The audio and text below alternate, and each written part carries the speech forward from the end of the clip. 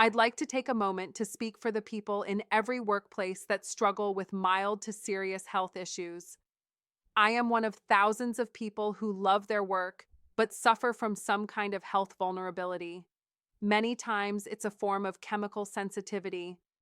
People like me are good workers, but we may struggle silently with allergies, chemical sensitivities, or chronic health issues. And we never really know what is going to trigger a health crisis that forces us to take time off or agonize through the workday.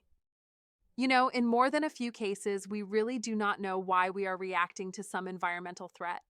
It might be a type of food, some fragrance that has been sprayed, or even strong perfumes or cologne. At times, I feel that I'm working in a toxic soup. We don't want to complain, and we often feel humiliated or embarrassed because the other people at work are totally unaffected.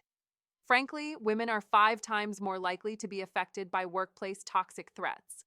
So, let me tell you at least one thing that can be done to prevent health issues for more sensitive workers.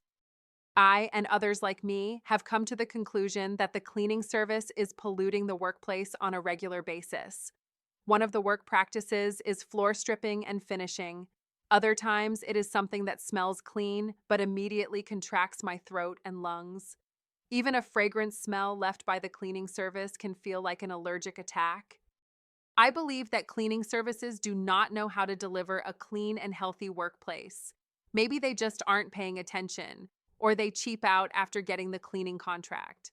Either way, I want to ask that they at least understand how even small compromises can affect the health of the day workers.